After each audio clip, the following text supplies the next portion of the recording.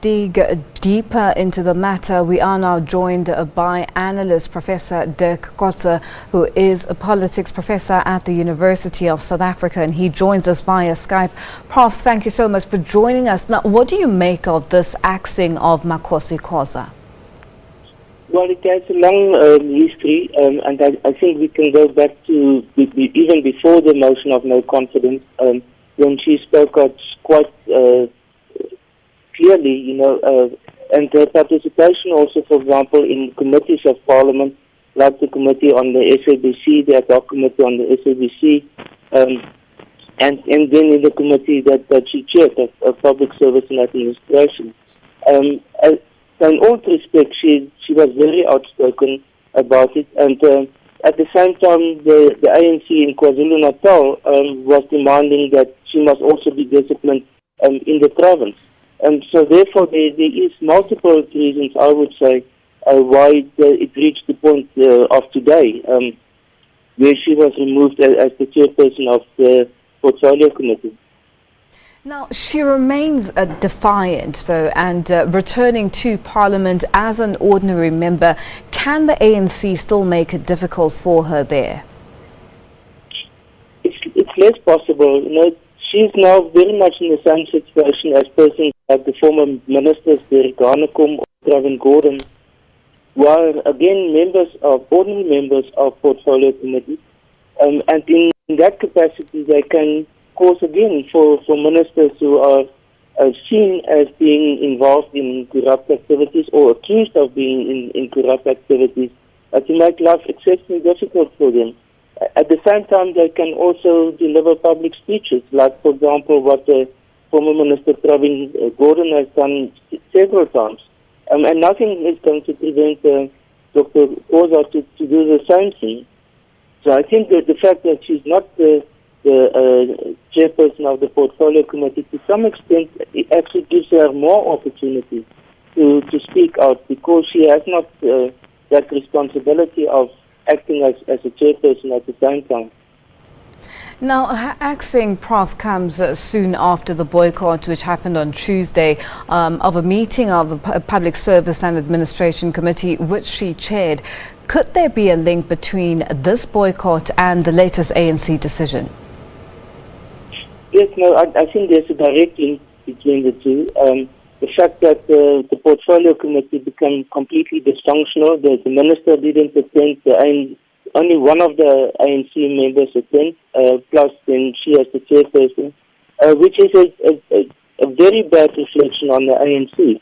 And what we are actually seeing is that after the motion of no confidence, which one can interpret as a form of internal rebellion within the ANC, that it is now spilled over into other spheres of Parliament also. And I think that is what the ANC and the leadership of the ANC within Parliament is trying to prevent now from happening. And that the factionism that we've seen outside Parliament, in the NEC, for example, or in the National Policy Conference, that creeps into the activities of Parliament also. And as we've seen with this notion of no confidence, in Parliament decisions can be taken because there they are directly confronted by the opposition parties like the DA and the EFF and others, where if the ANC is not well organized, then this organization can lead maybe in future to a vote where the ANC is going to lose with dire consequences, and maybe then either that some persons from the executive, ministers, or even President Zuma must resign, or that the motion is carried for early election. Now, Prof, is her axing in line with parliamentary procedure?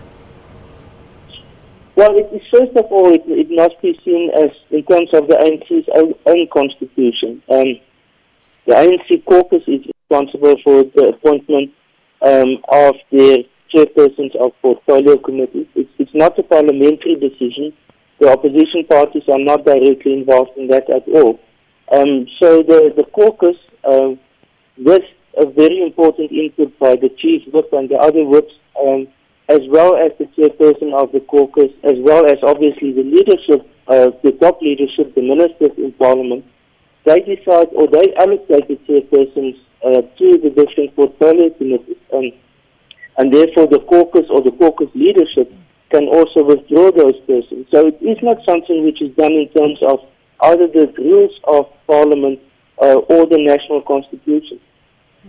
Now, Prof, she's also facing disciplinary action in KwaZulu-Natal for speaking against President Jacob Zuma. What kind of action can the ANC take against her? And in your opinion, are they in the right direction? Are they working in the right direction with regards to their codes of disciplinary action? Well, there's different sanctions that the ANC can apply to a person in the disciplinary hearing. The most extreme, obviously, is that of expelling the person from the ANC. They can also suspend the membership of a member. And I think what is relevant in this case of Dr. Khoza is that the moment she is not anymore an ANC member, then her membership of Parliament automatically also comes to an end. So she does not have to be expelled from Parliament or report as a member of Parliament. By simply terminating her membership of the ANC or suspending her membership, she cannot continue in Parliament. And I think that is possibly the first objective of the ANC, is to remove her from the public forum in Parliament, where there's a lot of attention nowadays. It's televised on a daily basis, and there's a lot of attention in general given by the media and the public to the activities of Parliament, and she uses it very effectively. I think with the question whether it is morally acceptable, that to a large extent is something which depends on the judgment of where persons stand within the ANC. I think both the Constitutional Court judgment on the secret ballot, as well as the statements issued by the Speaker on the secret ballot, where she announced it, emphasized the fact that members of Parliament must be able to vote according to their conscience, that the political parties are not expected or should not act against their members if they vote not in accordance with the caucus decision. But it's going to be an interesting question whether it is really enforceable, whether it is something which has a constitutional status, because it was to a large extent comments made by the Chief Justice in the judgment that he delivered, but it was not part of his finding, and therefore does not carry the same weight as his finding itself.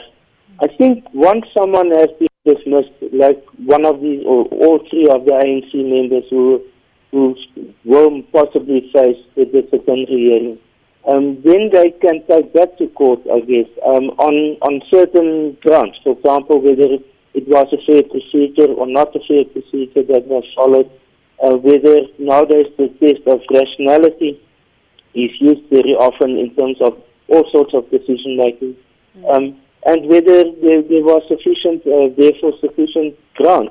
Because the complication for the ANC is that between 30 and 35 or even more members of Parliament have voted in favour of the motion.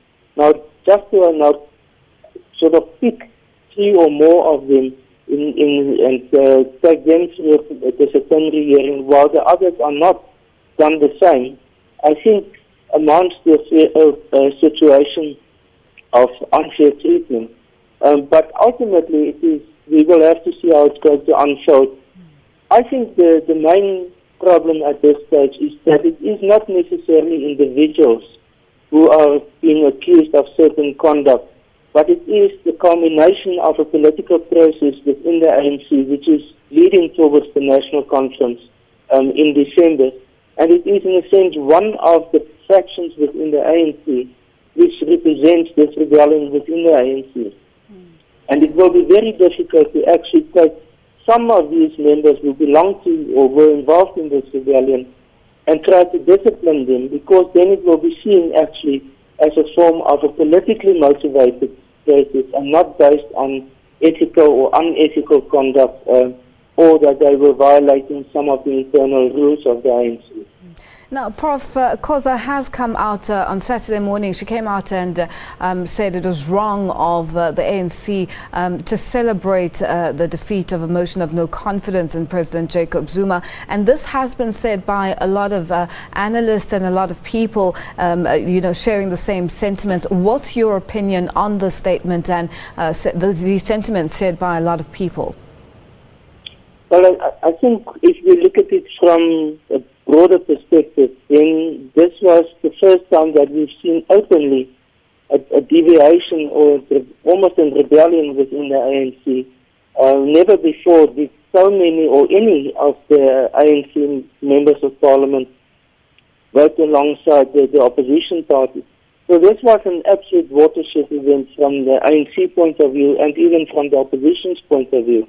I think what we have also seen is that, in a sense, what we've experienced outside Parliament within the ANC, for example, in its National Executive Committee, even amongst the members of the Cabinet of the ANC, since last year, of an increasing polarization with the ANC, that has now also entered into Parliament.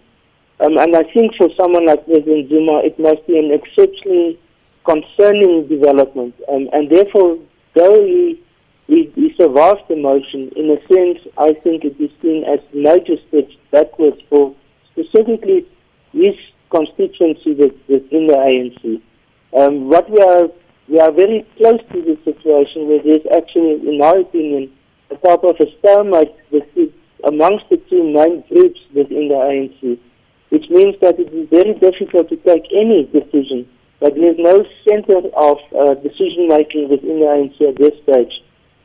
And therefore, this latest event about the possible disciplinary hearings will be a very good indication to us whether the Zuma group within the ANC still has the upper hand and will be able to force it through. My own interpretation is that they've reached the point where none of the two parties can do it, or two sides can do it. And that is why I call it a stalemate at the moment between the ANC. Now, Prof, with the action that's been taken, or disciplinary action taken on ANC members who voted, the actions of discipline against those who voted against President Jacob Zuma and the motion of no confidence, do you think it will affect the ANC support base in any way, or will it just show in terms of working and dealing with ANC policies within the party structure and be indicative of what's going to happen going forward, or are they going to lose more support in the public domain? Well, it's obviously very difficult to determine in real terms whether they are losing support because of particular incidents. But I think there are so many incidents, the one following on the other, which is negative for the ANC, which undermines its credibility or even legitimacy, which undermines the authority of President Zuma specifically as the president. That these events are contributing towards a sense of that the ANC is not anymore completely in control of itself and all its members. And it is to some extent indicative of the fact that they are very close now to the nomination process for the National Conference, which should start in September, the nomination process. As well as the preparations for the National Conference itself. It was in 2007 the same, a very uncertain or unstable period. And, if you want to look at it from a positive side, it is an indication that there is going to be a real decision-making process, a real election of who's going to be the next generation of leaders within the ANC. And it is not completely predictable. And because of that, we have these high levels of uncertainty and therefore also desperation even amongst many of the top leadership as well as the members of the ANC. Unfortunately, I think it's going to spill over to the bottom, at the level of the branches and the provinces. And I think there's going to be the potential for more clashes between the different groups of the ANC and even some physical conflict, although that is obviously something which is obviously not acceptable, but there's a high potential for that the closer we will come to December. Prof, we'll have to leave it there for now. Thank you so much for joining us. That was analyst Professor Dirk Kotze, who is a politics professor at the University of South Africa, and he was joining us via Skype.